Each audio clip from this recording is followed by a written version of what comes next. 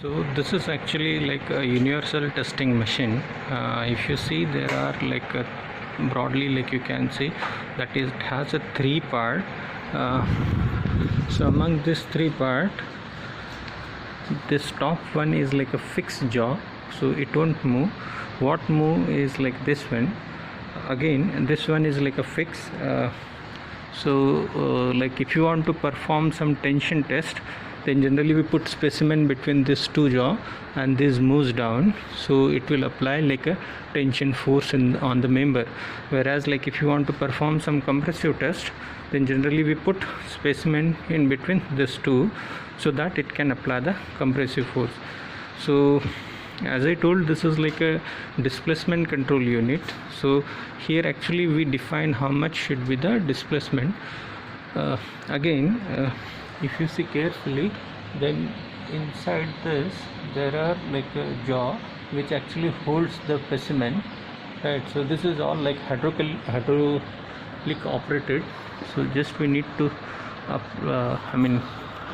apply the switch, and then it can come out and it can go back, right? So I'll show you that little later. But these are the main component of like universal testing machine. Generally, if you want to test a beam kind of element, then we put like on this two, and then we apply like a point load. So that kind of testing typically we call like a flexural test. So we'll do that kind of test little later. So this is like main component of universal testing machine. Now coming to like operating system. So actually this is computerized universal testing machine. So majority of the things happen automatically. We really don't need to do much, but still initial setting we have to do. So for initial setting, we can do this by two ways. First, like if you see this two yellow switch and then this red and green, so this red and green is we use to apply like a hydraulic pressure or hydraulic load. So actual test when we'll perform that time, we'll use this two switch, whereas this two switch we use for initial setting. Initial setting means what? Say for example, I want to move this movable jaw downward. So now you can see if I press this button, then you can see that it is moving down, right? It is moving down. Similarly, if I press this like upper button, then it will move like above, right? So here you can see, right? So these two switches are useful to move this like moving jaw mechanically, not hydraulically, right? Then these two more switch are there. So this is just on and off to do this mechanical part, but these two are important switch again. Like when you put like sample here, right? I hope you can see the motion. So this up and down motion can be possible when you switch on. This will help you to move it up and down, right? So if you move this one on the side, like it is moving up, so typically it will open the like jaw, and okay, then we have to put the bar inside, and using this two knob we can fix that one, right? So we have to move this one, and this one is for lower jaw. Similarly at lower jaw also we can do using this switch, right? Now coming to this one, this is like a hydraulic valve that we can close or open. So after like setting the specimen, we use this two, this one and this two button. So this one is to just close the hydraulic valve, and then we have to on this hydraulic pump, and then the pressure or the force will be applied to this hydraulic pump.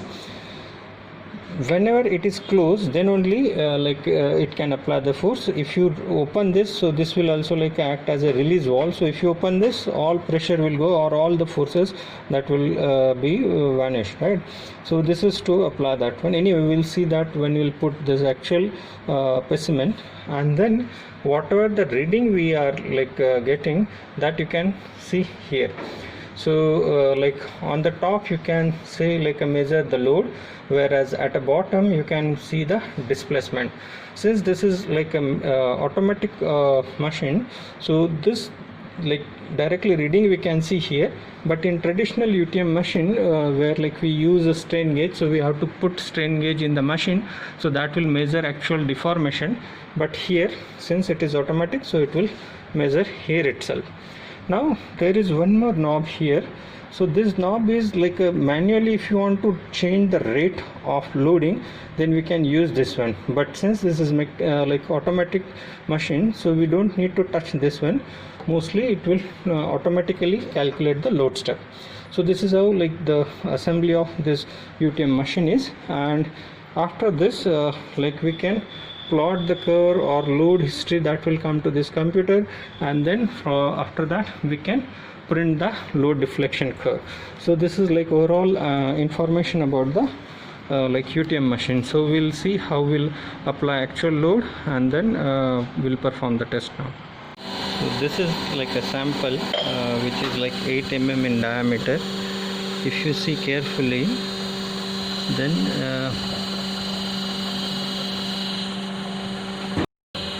there are like marks here which can be like made through like this poker, right? So like one mark is here, another one here.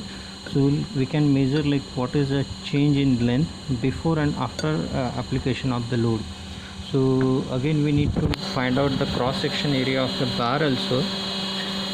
We'll measure that cross section area. We can do this by using this vernier caliper. So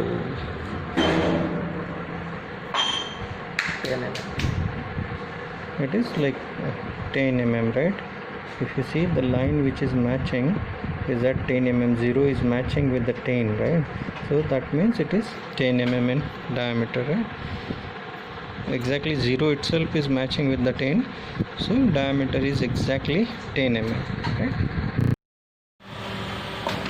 Like here you can see like how we can fix the jaw in the jaw, right? I already shown you like how we can move that, but after this like you have to put the specimen here and you have to fix it, right? So it got fixed. So similarly we have to do it for lower portion.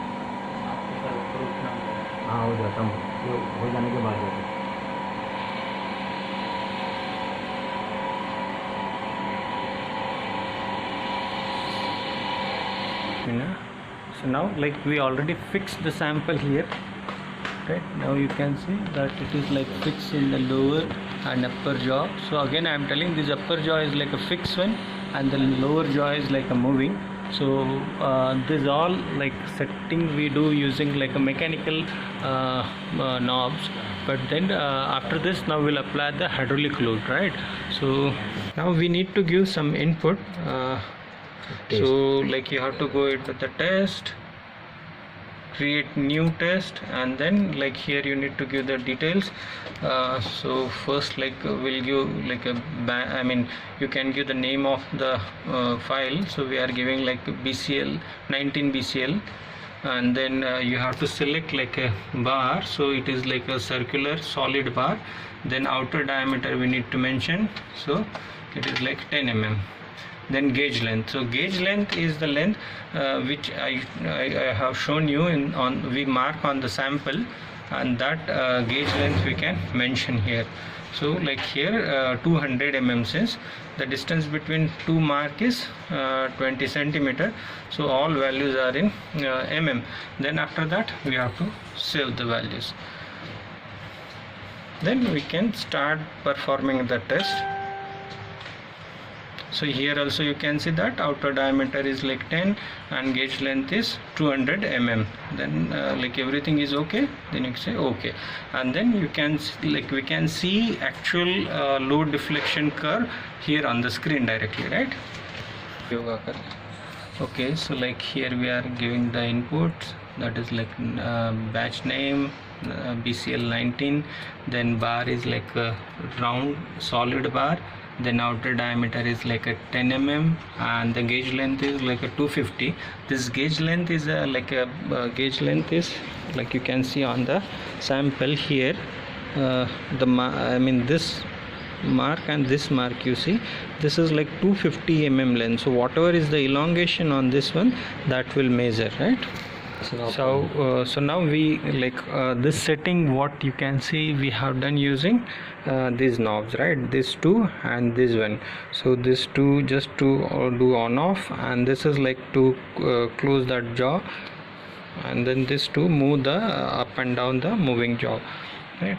Now we'll start like actually applying the hydraulic pressure, right? So first we have to close this knob, right? Then only like hydraulic pressure will act. After that, like we have to start here. Once you start applying like hydraulic pressure, initially you will get some like random reading here, since like it is do some initial setting, because jaws and those will get like a fit, and then only actual reading will start. So when actual reading start, that time this load and displacement both will be zero, and slowly then it will start. So once like you get 0 0, then you have to click on the start button below, and then actual experiment will start, right? So once like both load and displacement become 0 0, then we have to click on tear load, and then actual experiment will start using start test.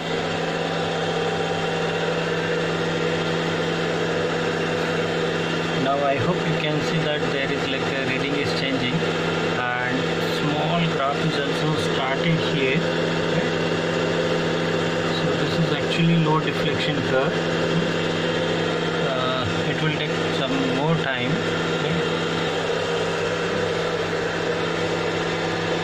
Like you can see the displacement is 0.98 mm, load is 0.95 kilonewton, and the peak load is like a maximum load because it is fluctuating, right? And at the bottom also you can see the rate like that is acting, and on current like this, right? So if you come to the specimen, like here you can see, you cannot see more difference at this stage. There will be like some changes when it get elongated. The curve is still like flat, so there is really like very small load, and displacement is just like 1 mm.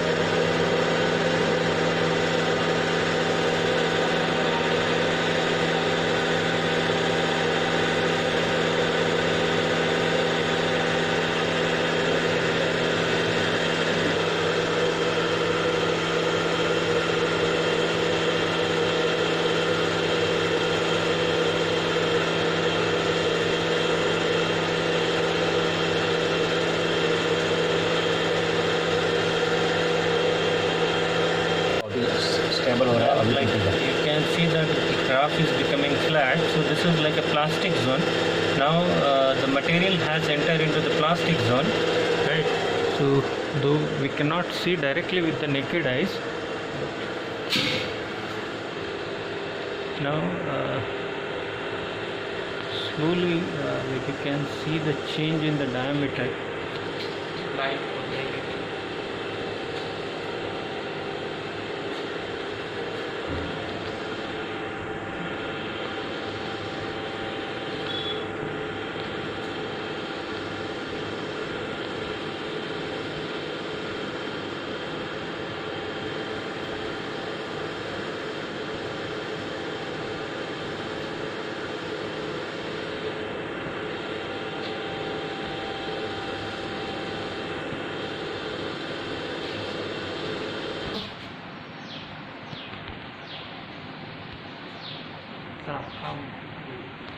Light off camera.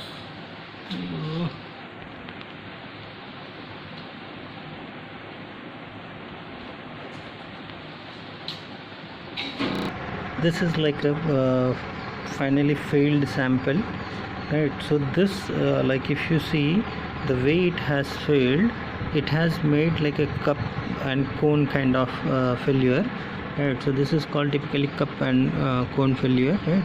So again we can measure like a change in length, we have marked it at 250 mm. So after elongation